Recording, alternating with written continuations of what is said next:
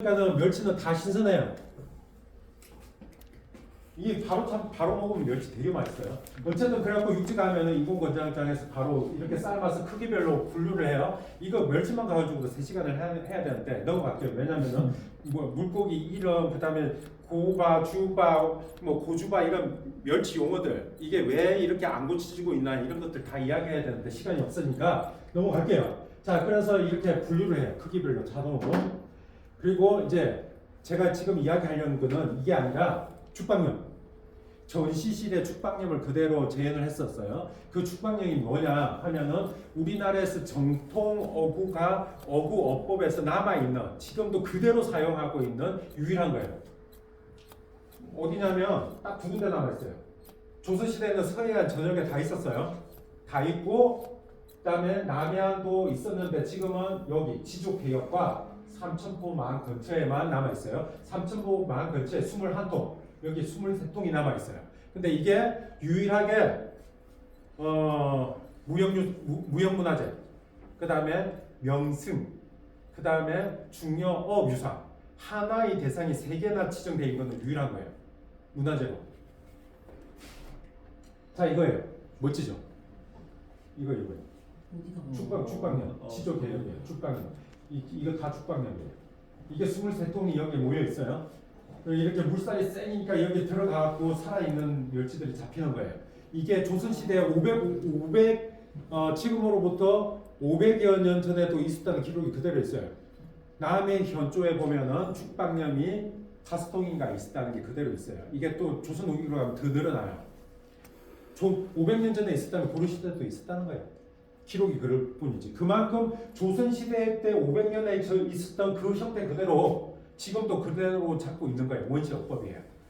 그러니까 굉장히 중요한 문화재로 가치가 있으니까 3가지나 무형유산, 잡는 방식, 무형유산, 그 다음에 중요어업유산, 해양수산부에서, 그 다음에 명성은 뭐냐면요, 아름다운 경관을 가지고 있는데 사라질 위험이 있을 때 보존하기 위해서 명성으로 지정하는 거예요. 근데 이거는 인공물이잖아요. 인공물인데 왜 명성으로 지정했을까요? 경관하고 너무 잘 어울리면서 이 경관을 하나의 500년 동안 하나의 경관이 됐다는 거예요. 이 자체가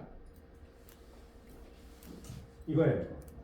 10m예요. 10m. 10m짜리 말목 참나무. 지금은 참나무 하는 게 귀찮으니까 철도 레일을 막 박아. 한 10년 쓰면 또 썩으니까 다시 해줘야 돼요. 이게 일이 너무 많은 것. 그러니까는 이렇게 철도 레일을 박는데 한 300개가 써요. 10m짜리.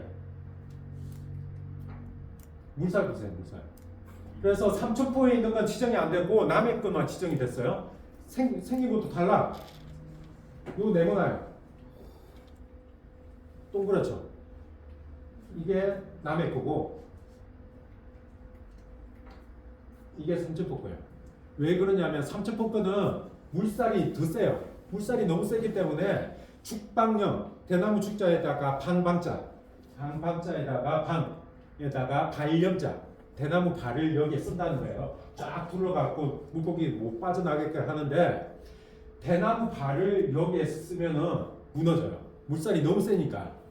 그래서 삼천포에서 대나무 발을 못 쓰고 그냥 그물망을 써요. 근데 남의 거는 대나무 발을 써요. 차이점이 뭐냐? 대나무 발을 쓰면은 대나무 표면이 매끌매끌하죠. 물살에 멸치들이 막 밀려가고 긁히더라도 안 다쳐요. 그런데 여기서는 물살이 이렇게 세니까 멸치들이 막 밀려가고 막 밀려 쓸려요. 그래서 죽방멸치가 비싼 거예요. 근데 삼천포 멸치는 죽방멸치는 별로 안 비싸. 하나의 차이가 한 1kg 20만 원짜리냐 1kg에 3만 원짜리냐 차이가 요거 하나예요. 깨끗한 거.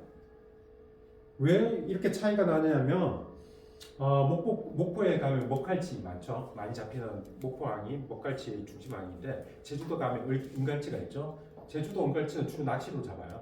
낚싯배로 잡아요. 목포 목갈치는 그물로 잡아요. 어떤 사람들이 이 다른 갈치라고 생각하는데 같은 결치예요. 그물로 잡으니까 다 상처가 나니까 새까맣게 되는 거예요. 맛은 똑같아. 똑같은데 그 보기 좋냐 안 좋냐에 따라서 하늘과 땅 차이죠. 가격이 똑같은 거예요.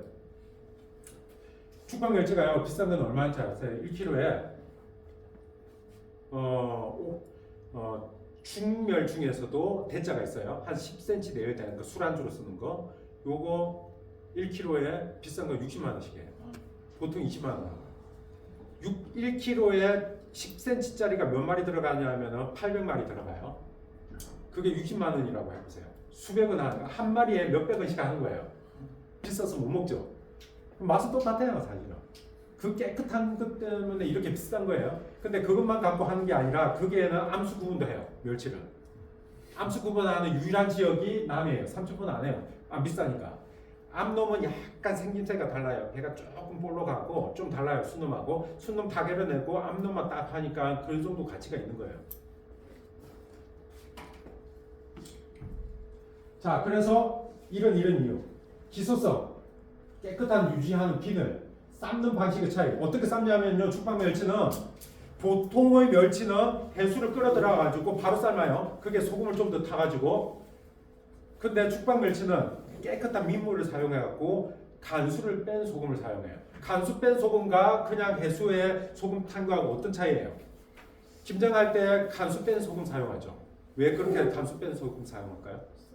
쓴맛 없어요. 사실은 우리나라 신한 소금은 잘못 알고 있는데 신한 소금은 좋은 소금은 아니에요. 전 세계에서 가장 품질이 낮은 소금이 신한 소금이에요. 왜냐하면 깨끗하지 않으니까. 깨끗하지 않으니까 소금이 되려면요 30가지의 불순물이 붙어요. 여러 가지. 소금이 뭐예요? NaCl이에요. 광물이에요. 광물이에요. 광물이 되는 과정 속에서 30종류 정도의 불순물이 붙는데 우리가 미네랄이라고 하는 것들은 그 불순물 중에 하나가 섞이는 거예요. 그냥 물 먹으면 돼요. 미네랄 그 정도면. 거기에 어떤 80년대 모 학자가 여기 미네랄이 있다고 해서 신한소금 미네랄을 풍부하네 하는데 그 미네랄을 빼는 게 간수 빼는 거예요. 쓴맛 불순물을 없애는 거예요. 한 2년 빼면 이제 그 중에 절반 정도 날아가고 없어요. 처음에 보시면 알겠지만 저도 한 5년짜리 지금 간수 뺀 소금도 있고 한 10포도 사갖고 빼요. 한 번 빼면은 그게 물이 흥건해요. 간수 안 뺀 소금 하면은 한 15%가 수분이에요. 그거 처음에 그거 갖고 젓갈 담그면 젓갈이 부패하기도 해요. 수분이 너무 많고 부수물이 너무 많아가지고. 그래서 사실은 간수 빼고 사용하는데 제가 말씀드리는 건 뭐냐면 바닷물하고 간수 그냥 소금을 사용한 게 아니라 간수 뺀 소금을 민물에 삶으면은 멸치의 고유 맛을 더 느끼게 해줘요. 그래서 우리가 멸치 먹는 지금 시중에서 먹는 건 소금 맛이 너무 강해서 멸치 맛보다는 소금 맛으로 먹는 거예요. 근데 다른 맛이에요. 좀 연해, 좀 익숙하지 않은 사람도 그 맛이 없다고 생각할 수도 있어요. 다른 맛이에요. 그래서 이런 차이죠. 그 다음에 암수 구분을 하고 그 다음에 머리 방향까지 정성스럽게 하니까는 한 1kg 20만 원씩 하는 거예요. 큰 차이 없어요. 그래서 이렇게 전시실에 이렇게 아까 뭐예요? 죽방령의 역사가 있는 문헌, 그 다음에 전라도 무장현도라고 죽방령이 그려져 있는 그림, 그 다음에 김홍도에 그 죽방령 그려져 있는 어사에 그려져 있는 그림, 그 다음에 죽방령 말매 말보, 그 다음에 이런 어떤 영상들, 그 다음에 이런 어떤 죽방령의 형상하고 멸치가 왔다 갔다 하는 영상들 이런 걸 가지고 전시실에 그대로 갖고 왔어요. 근데 이런 전시물들 현장에서 제가 지금 없어요. 민속박물관에 이런 거 없어요. 유물 없어요. 수십만 점의 유물이 있는데 민속박물관에 이거 없어요. 이거 어디서 하냐면 제가 현장 조사, 현지 조사하다가 친분이 있는 사람들한테 달라고 해서 갖고 온 거예요. 자, 그리고 이런 것들은 넘어갈게요. 지금 시간이 없으니까. 요거 이야기해야겠다. 살아있는 대면, 멸치는 4월부터 6월까지는 못 잡게 해요. 왜냐하면 산란기니까. 산란기 때 유일하게 잡게 하는 거는 이 대멸이에요. 이 대멸은 멸치 젓갈, 액젓 담을 때 중요하기 때문에 잡기는 잡아야 되는데 다른 그 어선까지 다 잡게 하버리면 씨가 마르기 때문에 딱 그물에 걸리는 큰 멸치만 잡혀서 걸리게 하는 유장망을 쓰면 잡게 해요. 근데 우리나라에서 가장 수백 가지의 어구어법이 있는데 그 중에 제일 노동 강도가 센 게 이거예요. 김명만 아시죠? 김명만. 달인 김명만. 김명만이 요거 멸치 털기 하다가 중간에 프로그램 직접 찍고 있는데 못하겠다고, 너무 힘들어서 못하겠다고 눈물 흘리면서 미안하다고 하고 프로그램 중단된 적이 있어요. 방송에 나왔어요. 왜? 저도 이거 한 20분 하다가 슬쩍 뒤로 빠졌어요. 2시간 틀어야 되는데 너무 힘들어요. 이거 틀고 나면은 밥 숟가락도 못 들어요. 이 다 외국인이에요. 한국인 없어요. 너무 힘드니까. 왜 이렇게 힘드냐면 멸치는 아까도 말씀드렸죠. 잡자마자 바로 부패가 시작돼요. 그러니까 1시간 차이가 회로 먹을 수 있느냐 없느냐, 멸치회, 멸치 쌈밥, 그 다음에 멸치 젓갈, 신선한 멸치 젓갈을 담을 수 있느냐 없느냐는 이 빨리 트는 데 있어요. 그래서 쉬지도 않고 2시간 내지 2시간 반을 틀어내야 돼. 이거 안 틀리거든. 그러니까 이게 그물그리가 1000m야. 막 수도 없이 틀어야 되는데 이게 너무 팔이 아파요. 그래서 한국인 없어요. 외국인. 그래서 이 보세요. 2시간 반 하면 이렇게 익숙한데도 이 사람들 2시간 반 들고 나면요 좀비처럼 걸어요. 모든 기운이 다 빠져가지고. 그래서 이런 것들도 이렇게 영상도 하면서 이런 것들 체험하게끔 이렇게 하는데 아이들이 이거 굉장히 좋아하고, 매일같이 제가 살아있는 멸치 같은 거 아침 2시간 전에 와갖고 다 달아놓으면 다 띄워주고 없어요. 띄워주고 없지만 아이들이 좋아하니까 매일같이 와갖고 2시간 전에 와갖고 다 새로 달아요. 이거 떨어지고 없구나 하는 것들은 관심이 아이들이 많으니까 뛰어도 가고 하는구나. 귀찮은 게 중요한 게 아니라 이런 것들을 한번 해보는구나. 언제 그물 맞아보겠어요 아이들이. 언제 영상 보면서 나도 한번 틀어보겠어요. 이런 것들도 같이 박물관 전시로 체험하는 코너도 했다. 이렇게 하면은 이렇게 해가지고 멸치회를 먹을 수 있는 것은 서울에서 먹으면은 어쩌다가 있긴 있는데 그건 냄새 나서 못 먹어요. 먹으면 안 돼요. 냄새 나서. 실제 맛은 부산 대변항, 남해 두 군데 가면은 4월부터 6월까지 먹을 수 있는 게 딱 그 시기만 멸치회, 멸치 쌈밥 이런 것들 먹을 수 있어요. 그래서 멸치는 그렇게 전시했는데도 젓갈이 담으면 이렇게 중시했다는 거예요. 국이 영한 노려보자. 그래서 조선시대에도 일상의 반찬으로 국, 젓갈, 포, 양념, 미끼 뭐 이런 걸로 했는데 선물용으로 멸치는 천했다. 그래서 서유고 나노오묵줄 보면은 나라에 넘쳐났다. 이구경이 보면 말린 멸치는 일상의 반찬으로 그렇게 많이 썼어요. 썼지만 멸치에 대한 중요도는 없었어요. 왜냐면은 너무 천시했으니까. 선물용으로 못했다. 그럼에도 불구하고 서민들의 밥상에서는 늘 멸치가 왔고, 바닷가에 밭을 풍요롭게 하는 건 멸치였어요. 남해 가면 멸치 액젓 담그는 거예요. 이거 어떻게 담그냐, 이런 거 매우 중요한 거예요. 이 어민들이 공장식 말고 남해에서는 어떻게 하냐면은 이거 다 어민들이 몇 통씩 담근 거예요. 그래서 다 택배로 자기들이 이거 한 4통만 있으면 1년 먹고 살아요. 새롭게 멸치가 오잖아요. 본인이 영장해갖고 이렇게 같이 공동으로 유지 관리만 해주는 거예요. 이름이 다 있죠. 다 따로 있죠. 멸치 오면은 다 자기가 다 담가가지고 1년, 2년씩 숙성해갖고 원하는 사람들 단골한테 보내주고 하면서 요거 갖고 먹고 사는 주민들이 수백 명이에요. 이렇게 공장식으로 하기도 하고. 자, 이거 뭐냐면요, 명태예요. 명태 지금 한 마리도 못 잡아요. 제가 전시할 때 계속 이야기한 게 뭐냐면, 여러분들이 식당에서 생태탕을 먹었다고 하면은 그거는 100% 거짓말이다. 없어요. 생태탕 먹을 수 없어요. 한국에서. 근데 아니, 저희 서울에 가서 제가 며칠 전에 생태탕 먹고 왔다니까요.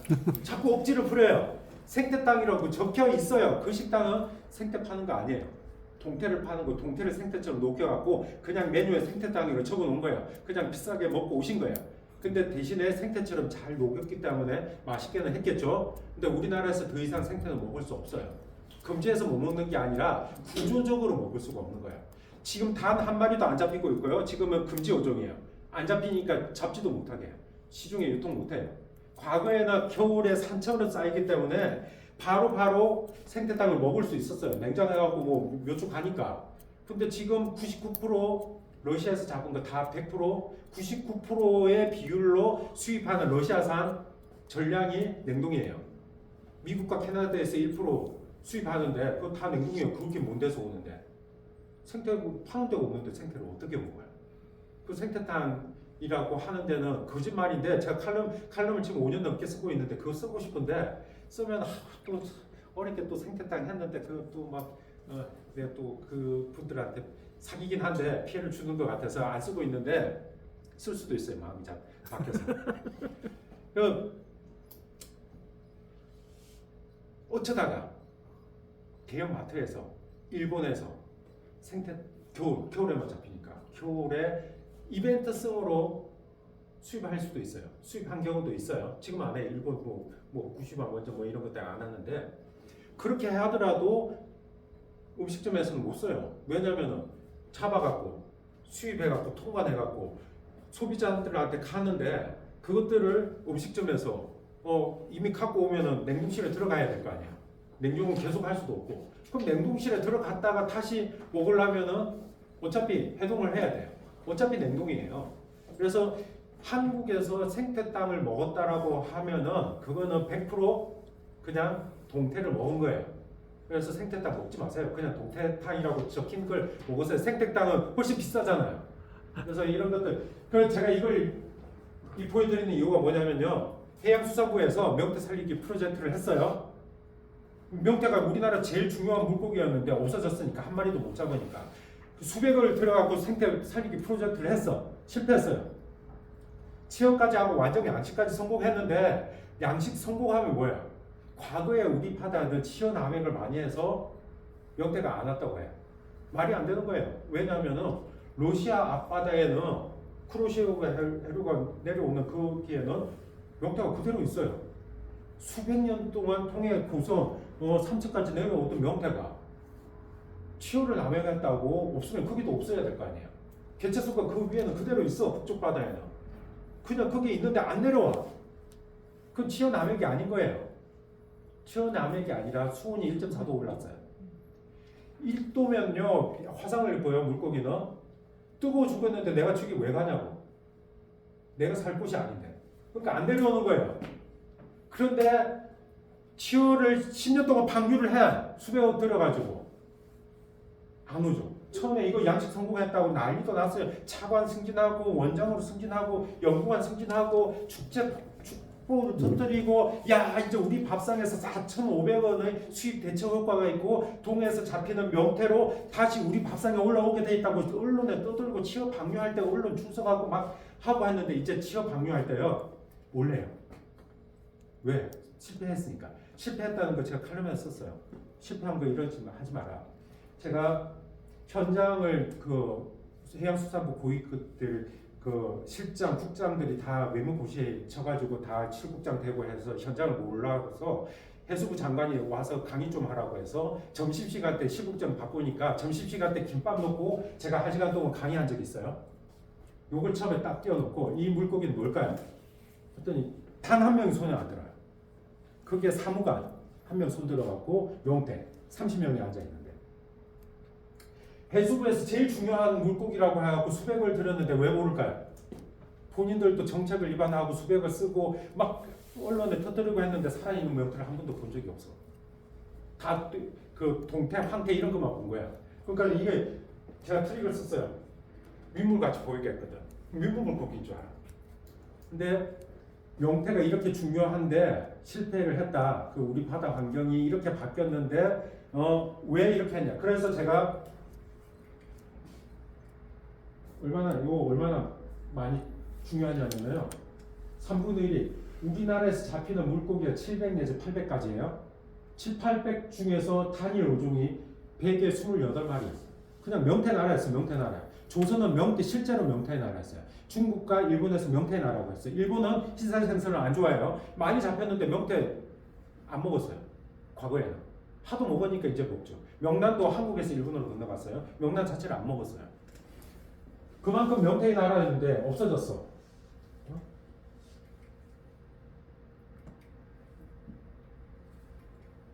그래서 우리나라가 전 세계에서 수산물을 제일 많이 먹죠. 제일 많이 먹는 이유가 뭐냐면 조기명태 멸치를 많이 먹어요. 큰 역할을 해요. 보세요. 수입품의 1위 명태예요. 명태. 이것도 그냥 1위가 아니라 압도적으로 1위예요.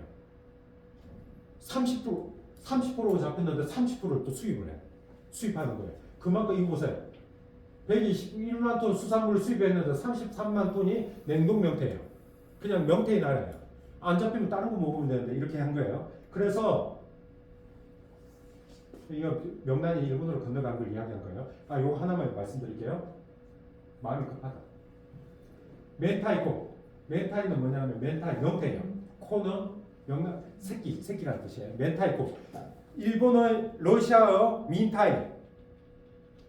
일본어 멘타이코. 그다음에 중국어.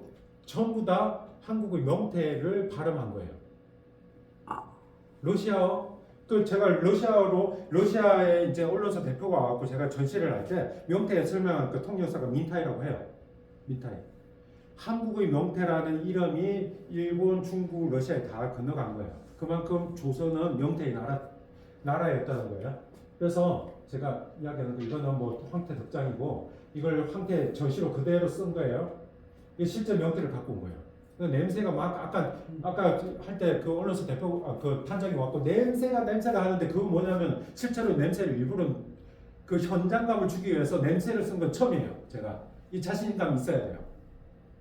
예전에 박물관에서 이런 비린내 나면요 전시 못했어요. 공조기 돌리고 난리도 아니었는데 처음으로 제가 과감하게 냄새 비린내를 썼어요. 그랬더니 처음에는 이제 우리 직원들도 몰라가지고 냄새 난다고 제 몰래 공조기를 튼 거예요. 왜 냄새가 안 나죠? 공조기를 너무 센 거 튼 거야. 그래서 틀지 말라고 냄새도 전시의 일환으로 쓴 거라고 해서 그 다음부터 안 썼는데 제가 이거 이야기하려고 한 게 아니라 자, 그래서 조기, 명태, 멸치를 그대로 형상화해서 이렇게 했는데 전시로 이렇게 쓴 거 뭐냐면 이 말리는 방식이에요. 조기 말리는 거, 명태 말리는 거, 멸치 말리는 거. 이 말리는 선이 문화예요. 문화. 물고기가 문화가 아니라 이렇게 말리는 선 하나하나가 물고기 문화를 보여준다. 그래서 상징어로 이렇게 쓴 겁니다. 그래서 아까도 이야기했듯이 제가 이걸 제일 처음에 딱 해놓은 이유가 뭐냐면은 신앙이에요. 북어를 지금도 바닷가에 가면 저기 오선에 요거 굉장히 많이 숨겨놨어요. 안 보이는 곳에. 왜? 하나의 신앙으로서 고쳐가 됐는데 왜 이렇게 다른 물고기도 아니고 이것만 했을까? 이게 이렇게 했을까? 이런 것들을 아까도 이야기했는데 더 상세하게 하면은 힘들고 자 이건 멸치 문화를 보여주는 공간도 보여줬어요. 이건 뭐냐면 소리예요. 소리. 멸치 소리가 왜 우리나라 민요 중에서 3대 어로 노동요 멸치잡이 소리, 조기잡이 소리, 그 다음에 명태잡이 소리일까요? 노동요는 힘이 필요해요. 힘들 때 하는 거예요. 제일 아까도 말씀드렸듯이 돔을 잡을 때, 노래미를 잡을 때, 볼락을 잡을 때, 우리나라 토착 어종을 잡을 때는 노동요가 없어요. 근데 잠깐 가끔씩 오는 물고기인데 노동요가 우리나라 3대 노동요예요. 왜요? 힘드니까. 힘드니까 많이 잡히니까는 그만큼 힘이 필요하니까 힘든 걸 잊으려고 노동요를 부르는 거예요.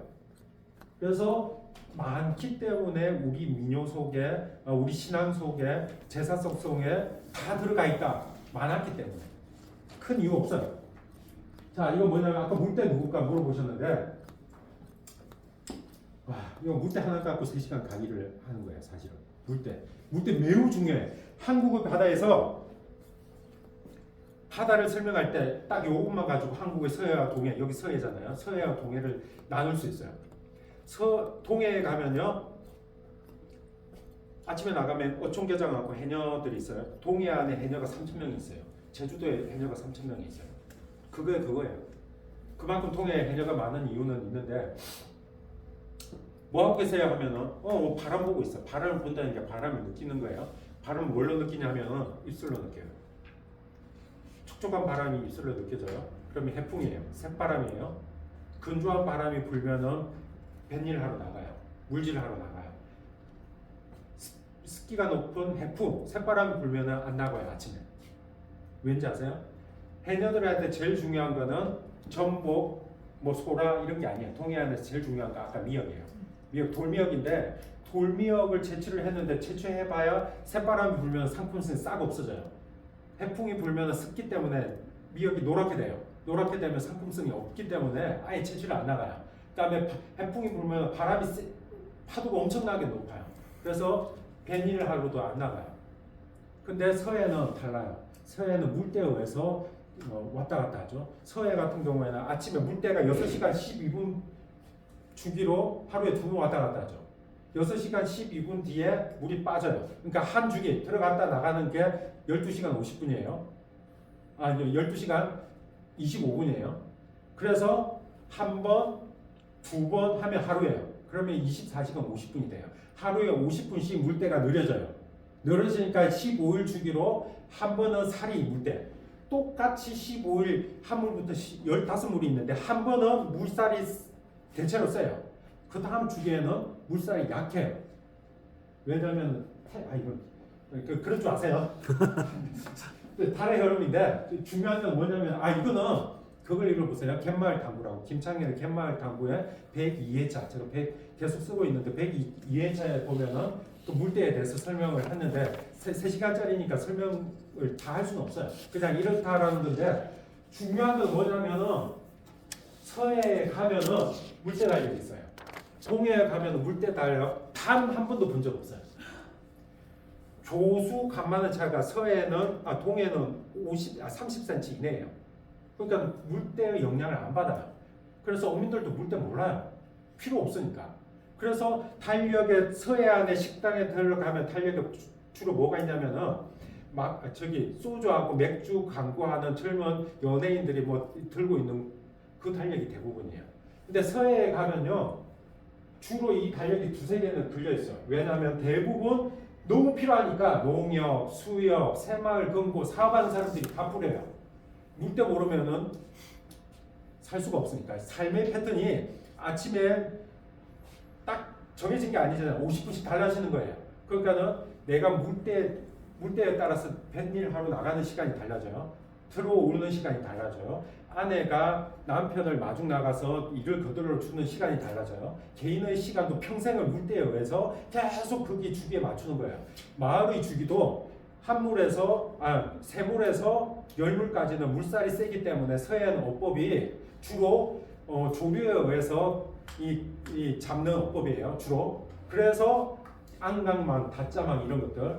그래서 물때가 셀 때 고기 잡으러 나가요. 근데 물이 흐름이 없을 때 정조기 두물부터 조금 무렵까지 한 4월 동안 안 나가요. 그때 다 들어와 있죠. 그러니까는 마을 회의도 조금 기간만 해요. 사리 기간에 마을 회의, 그다음 마을 행사 안 해요. 모든 마을의 삶과 개인의 삶은 물때가 결정해요. 나는 내가 내 삶을 결정한다라고 착각을 할 수 있지만 사실은 서해의 어민들은 평생을 태어나서 죽을 때까지 물때의 삶 패턴에 따라서 삶을 살아가는 거예요. 동해의 사람들은요 바람에 의해서 바람 종류를 다 알아요. 바람에 의해서 삶이 결정되는 거예요. 완전히 다른 삶이에요. 그런 것들을 이렇게 설명하는 거예요. 그리고 가끔씩 착각하는 경우가 있는데 남해는 8대 물때식이고 서해는 7 물때식이에요. 굉장히 복잡해요. 이거 설명하려면 3시간 이해시켜야 되는데 정월초하루를 한물을 잠들 때가 서해는 7물이에요. 남해는 8물이에요. 그러니까는 물때가 다른 거예요. 이 결정하는 선이 있어요. 어디냐면은 완도, 제주도. 제주도도 딱 같은 제주도 안에서도 동과 서해가 8물때씩, 7물때씩 나눠져 있어요. 근데 해녀들이 바로 연말인데 우리가 8물때씩을 쓰고 저 동네는 7물때씩 쓰는 걸 모르는 경우가 많아요. 왜냐면 내가 저 반에 가서 물질을 안 해봤으니까. 그리고 그 사람들하고 물때 이야기할 필요도 없으니까 내 물때 결정하는데 조사를 해보면 저쪽 바로 연마을인데도 물때가 달라요. 저기 완도에도 생일도하고 또 달라요. 완도도 그 결정하는 게 완도하고 제주도예요. 쫙 일직선을 떠가지고 이게 완전히 다른 물때를 살고 있고 식도 다르고 서해 같은 경우는 백중사리를 중시해요. 남해는 영등사리를 중시해요. 한겨울에 제일 물이 많이 빠질 때 중시하고 서해는 이게 다 다른데 이거 설명하려면 끝도 없으니까 이건 넘어가고요. 그래서 이거 보세요. 같은 바다예요. 삼척이에요. 새바람이 불면은 이렇게 돼요. 태풍도 아니야. 겨울 내내 이래요. 이거 나가겠어요? 태풍이 아니에요. 일상적으로 새바람이 불 때 이렇게 돼요. 새바람을 불면 그거 못 나가는 거예요. 그래서 동해하고 서해를 나누는 기준도 달라요. 이렇게 제가 부산에서 꽤 오래 살았어요. 동해하고 서해하고 부산에 광안리 쪽에 해운대 쪽에 가면 동해 바다 같아. 다대포로 가면은 남해 같아요. 이 도대체 이 부산은 남해야 동해야? 다 물어봐도 아무도 아는 사람 단 한 사람도 없었어. 없을 수밖에 없고 지금도 몰라요. 그래서 제가 칼럼에도 쓰고 막 했어요. 기준도 달라요. 그런데 어쨌든 부산은 뭐예요? 동해와 서해를 나누는 기준점이 돼요. 울산하고. 근데 주로 부산이 중심이 돼요. 부산에 그래서 기장 바로 이쪽이 동해고 부산을 통해서 이쪽이 동해인데 부산도 두 가지 영향. 기장 쪽은 제가 물때를 보니까 조차 최대 조차가 한 1.5m 뭐 이 정도 돼요. 근데 가덕도 쪽에는 얼마 안 돼요. 1.5개 바뀌었어요. 가덕도 쪽에가 1m 이상이고 이쪽은 60cm밖에 안 돼요. 기장 쪽은. 그러니까 완전히 두 배 차이죠. 같은 바다이지만 크게 차이 나요. 그래서 이쪽 부산도 동해와 그 남해의 성격을 같이 갖고 있는데 어쨌든 이렇게 다르다. 서해하고 남해의 기준은 어딘지 아세요? 명확하지 않아요. 안 정해져 있어요. 우리가 막 정해진 것 같죠. 그 주로 땅끝 말 가지고 보시면 돼요. 이게 어떤 때는 5, 6도인데 이걸 기준으로 이쪽은 동해, 이쪽은 서해로 하기도 하고 해월정을 상대로 하기도 해요. 우리 바다의 특성을 이런데 제가 이렇게 막 현장을 돌아다니면서 했는데 제가 이제 딱 5분 내에 끝낼게요. 원래 빨리 끝내려 했는데 이렇게 현장 이야기를 많이 하는 이유가 유물이 하나도 없었어요. 민속박물관에 15만 점 이상의 유물이 있는데 우리나라에서 민속하면은 민속박물관에서 유물 제일 많이 갖고 있잖아요. 제가 해양을 다니면서 그렇게 많이 수집했는데 조기 명태 멸치가 보여줄 수 있는 유물이 없어요. 도자기 물고기가 제일 많이 그려져 있는 데가 도자기, 병풍, 그 다음에 목가구에도 문양을 많이 했어요. 목가구 이런 거예요. 다 봐도 전부 민물고기야. 바다 물고기 안 그렸어요. 명태 안 그렸어요. 명태 그렇게 산점이 쌓였는데 명태 그린 게 하나도 없어요. 멸치도 없어요. 조기도 없어. 제사상에 그리고 올렸는데 왜냐하면 물고기 상징적인 것만요. 등용무, 잉어 뭐 이런 것들, 그다음 장수 뭐 이런 것들을 상징하는 물고기, 민물고기 위주를 주로 그렸기 때문에 객것은 천하기 때문에 많이 먹었지만 안 그렸어요. 보여줄 게 없는 거예요. 보여줄 거 없더라도 박물관에서는 충분히 할 수 있다는 것들을 보여줬기 때문에 아마 그렇게 사실 민속박물관 역사상 그렇게 많은 유물을 내놓고 좋은 것들을 내놓고 했지만 보여줄 거리는 제일 없었는데 사실은 제일 많이 왔어요. 특별전 중에서 언론에서 제일 많이 나오고 제일 많이 올 수 있었던 거는 뭐냐? 지금까지 시도하지 않은 것들 몇 가지를 했기 때문이에요. 그게 뭐냐? 냄새나고 시끄러운 전시. 냄새를 소리 보여줄 게 없어서 한 거예요, 사실은. 그리고 현장 보여줄 수 없게 뭘 보여줄까 하다가 그럼 여태까지 박물관에서 시도하지 않은 거 현장성을 보여주자. 내 장점이 뭐예요? 나는 한국의 바다를 가장 많이 돌아다녔기 때문에 현장성을 보여주자. 비린내 풍기면 되지 뭐. 그래서 냄새나는 전시한 거예요. 그리고 시끄러운 전시. 원래 취향성 스피커였어요. 소리가 다른 데 침범하면 안 돼요. 근데 막 시장같이 막 웅성웅성하고 막 시끄러 죽어. 내가 그래서 목이 다 나갔어요. 너무 전시실은 너무 시끄러우니까 나도 그 막 크게 설명해야 되니까 그걸 한 하루에 6번씩 하고 나면 완전 녹초가 돼서 퇴근하고 막 이랬어요. 이런 거 다 생물이에요. 처음이에요. 이거 보존 처리실에서 우리 박물관이 보존 처리 능력도 넘버 2예요. 사실은 보존 과학자들이 못하게 해요. 그 생기고 벌레 생기면 어떡하냐고 박물관 큰일 나거든요. 내가 책임질게. 코팅만 한 거야. 코팅 1차 하면은 일단 벌레는 안 먹을 거고 벌레 나오는지 매일 내가 아침 저녁 매일 같이 체크할 테니까 나오는 즉시 다 폐기할 테니까 하겠다고 내가 책임지겠다고 하고 한 거예요. 난 자신이 있었으니까 안 나올 거 알고 있으니까.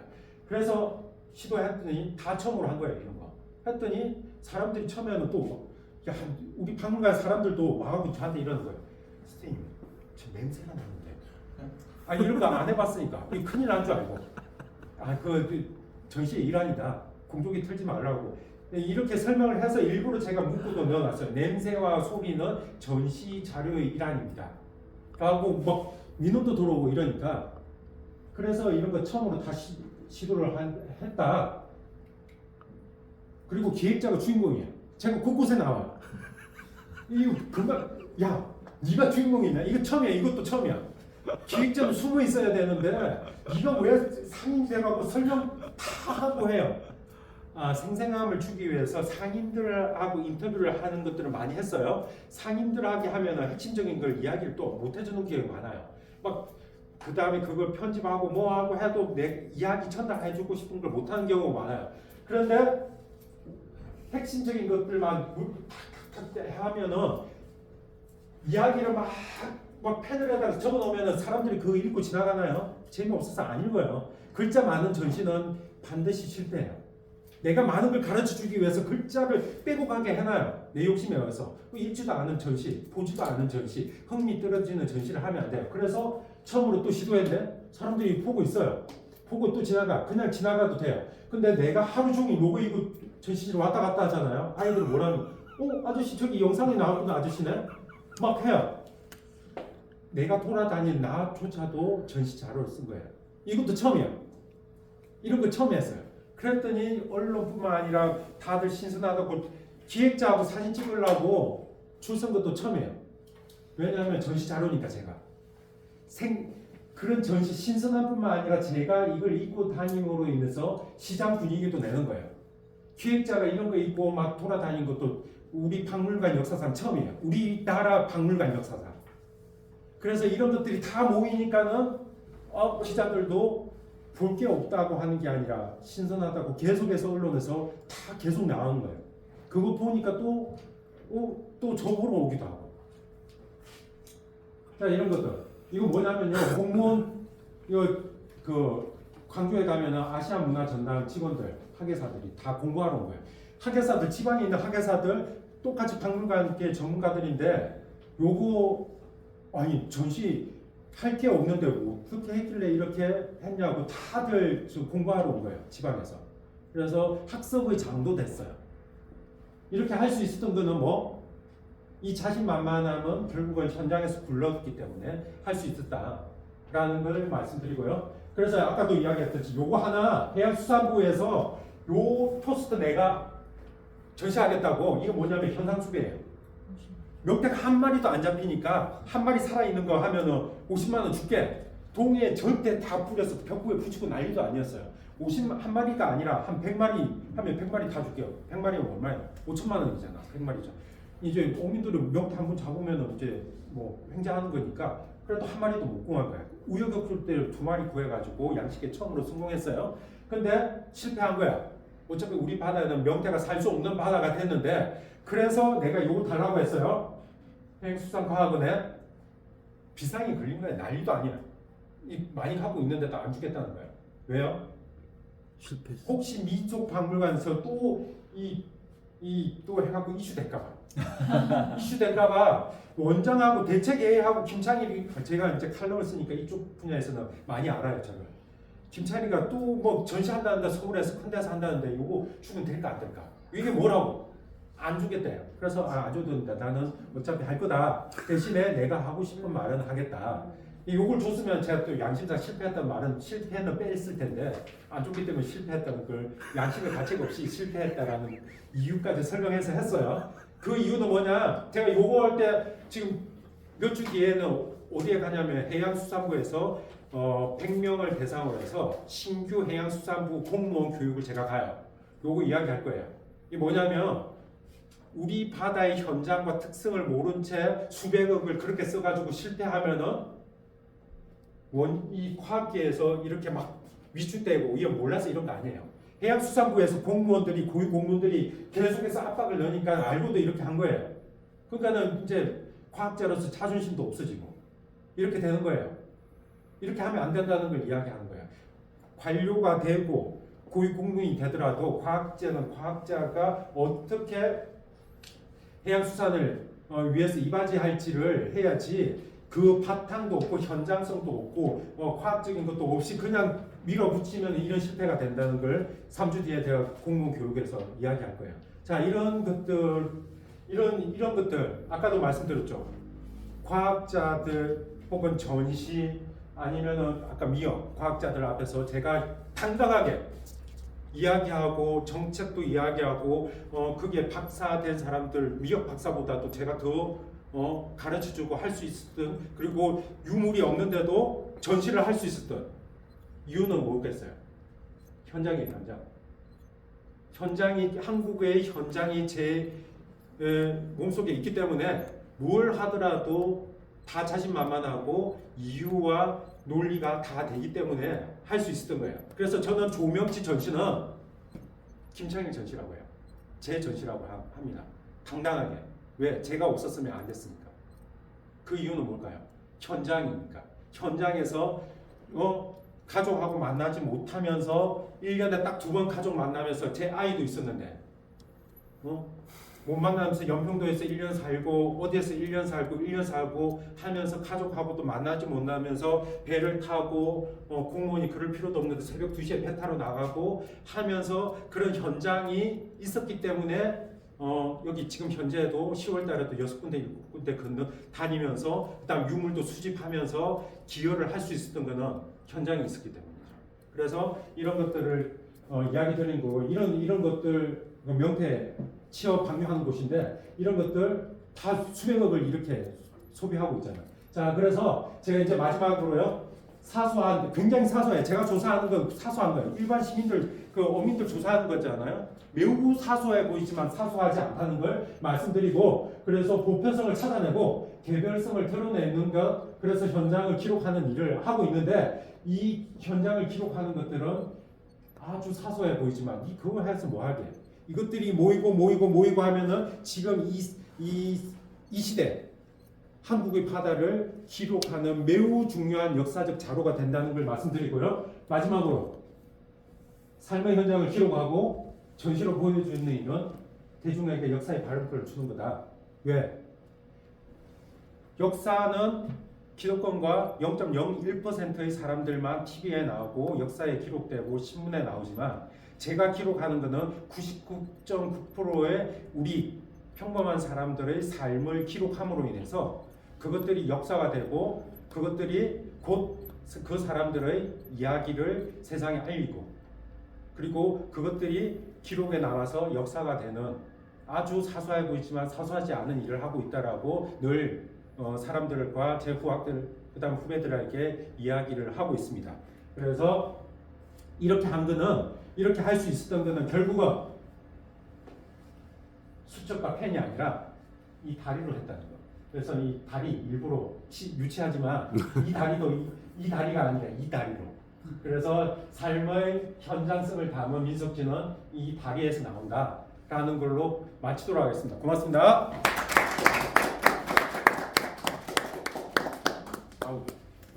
죄송합니다. 시간을 넘겼네요.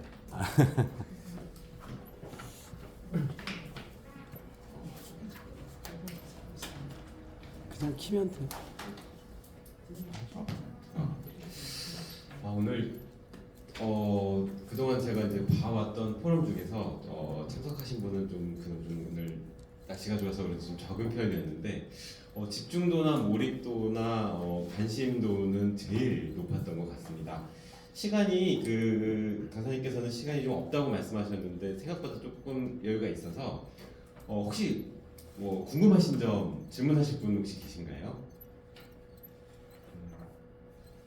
네.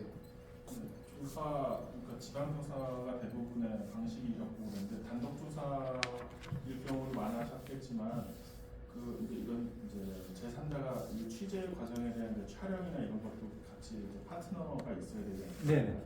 그런 부분에 대한 건 행정적으로 처리하셨나요? 아니면 개인적으로 당연히 행정적으로 다 처리하고요. 예. 그러니까 이거 장기 조사는 이렇게 하고 제가 지금 여기에서는 말 안 했는데 또 어떤 강의에서는 단기 조사와 장기 조사의 차이점 그리고 어떻게 하는지 이런 걸 또 구체적으로 이야기하는 강의가 있어요. 그럴 때는 어떻게 하냐면 단기 조사 잠깐 가고 하루 조사할 수도 있고 1박 2일 조사할 수도 있고 이럴 것 때는 철저하게 묻는 조사와 그다음 간접적인 조사 다 하고 내려가서 제가 거의 다 알아요. 다 알고 거의 확인차 내려가는 거예요. 그렇게 그냥 쌩 아무것도 없이 그냥 내려가고 조사하면은 10가지를 취하는데 한 가지밖에 못 취해요. 근데 내가 다 공부하고 철저하게 공부해서 내려가서 현장에서 이야기를 들으면은 그 아는 거 9가지 속에서 또 중요한 것들 숨어 있는 것도 한 가지를 내가 가질 수가 있어요.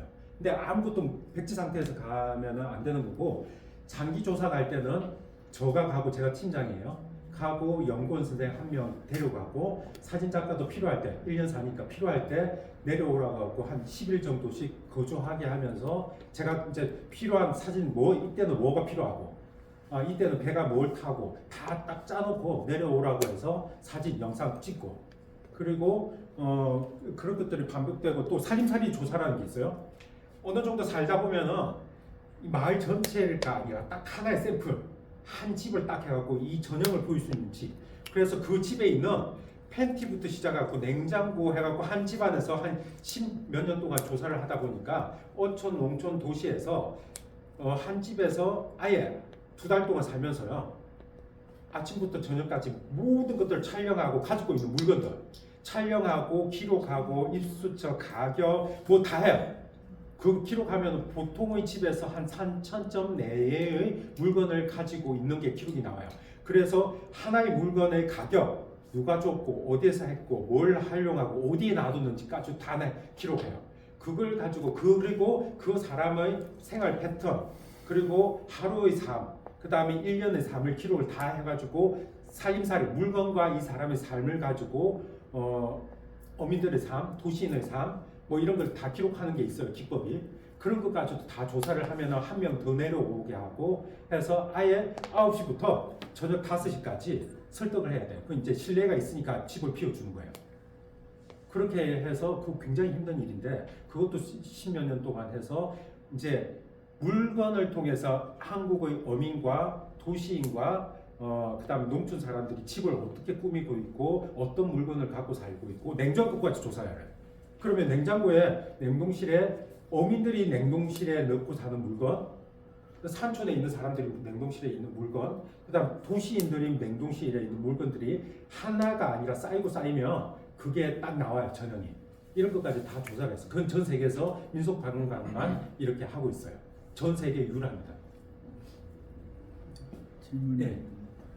평택이 지금 처음 시작하실 때 뭐 해양 쪽에서는 좀 되게 약한 이제 그런 말씀을 네. 언급을 네. 하셨는데, 근데 지금 평택은 뭐 해양 도시다, 항만 도시다, 뭐 미래로 어떻게 갈 거냐 이런 네네. 이 논쟁들이 좀 있어요. 그래서 좀 오늘 이렇게 느낌이, 평택에 대한 느낌이 네. 이 현재나 미래에 대한 느낌이 제가 어떠신지.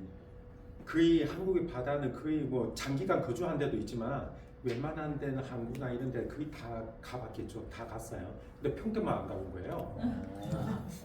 그래서 사실은 평택도 처음이에요. 그 이유가 제가 그 해양수산부에서 해양박물관을 예를 들어서 할게요. 지금 부산의 해양박물관, 국립해양박물관이 운영 중이고 10년 됐어요. 인천의 해양박물관은 거의 다 지어가고 있는 중이에요. 그다음에 저기 완도에 지금 지을랑 말랑 지금 심사 중에 있어요. 그걸 제가 다 관여를 하고 있는데, 해양 박물관이 두 분야로 나뉘어요. 해양 분야와 수산 분야예요. 해양. 근데 해양 박물관은 지금 해양이 우선이고, 그다음에 완도에 짓는 거는 수산을 중심으로 두려고 해요. 그러니까는 이쪽은 항만 쪽이죠. 해양 쪽이에요. 수산 쪽보다는. 그러니까 수산이라는 거는 어민과 생업을 이렇게 어떤 터전으로서의 그 어민들이 중심이 되고, 거기에서 물고기를 잡고 해산물을 채취하고, 이게 수산이고, 해양은 큰 바다에서 어떻게 그 항만을 통해서, 그다음 선박을 통해서 운송하고, 운송이죠. 운송 위주예요. 이런 것들을 통해서 그 어떤 이런 부분이기 때문에 조금 이제 해양 쪽이라서, 저는 해양 쪽, 그러니까는 그 해양과 수산을 만들면 해양 쪽보다는 수산 쪽이라서 그쪽이 약하기 때문에 안 와봤죠. 근데 사실은 아까 제가 한 1시간 반쯤 일찍 와가지고, 한 2시간 좀 일찍 왔겠구나. 와가지고 왔다 저기 갔다가 오려고 했는데 멀어요. 멀더라고요. 멀어요. 그러니까 아유 내일 아침에 가야겠구나. 오늘 제가 저녁에 여기서 좀 숙박을 할 거라서 내일 아침에 가야겠구나 했는데 사실은 이제 우리 팀장님이나 해서 지금 박물관을 건립을 한다라고 해서 해서 조금 저도 어떤 방향으로 해야 될지 오면서 생각을 해봤는데 사실은 평택에 대해서 처음 와봤기 때문에 제가 평택에 대해서 아는 게 거의 없어요. 그래서 뭐 금방지게 아는 게 없으면서 아는 척 할 수는 없고 그래서 저는 아까 지도를 보고 봤더니 역시 항만일 수밖에 없는 위치적인 게 있더라고요. 그래서 실제로 가서 수산 쪽이 어느 정도의 그게 있는지는 가봐야 될 것 같고 그게 가보면 현장에 가보면 느낌이 와요. 와, 이야기거리도 나오는데 지금 현재 평택에 대해서는 아는 게 없기 때문에 뭐 딱히 도움이 될 수 있는 말씀을 드릴 수가 없습니다. 뭐 이제 다들 너무 오래 되셨는데. 네. 그러면은 네, 좀 좋은 답변 감사드리고요. 그러면은 시간이 다 돼서 오늘은 여기서 마무리하는 걸로 하겠습니다. 오늘 2시간 동안 열정적으로 아주 좋은 강연을 해주신 그 김창현 선생님께 박수 한번 부탁드리겠습니다. 고맙습니다.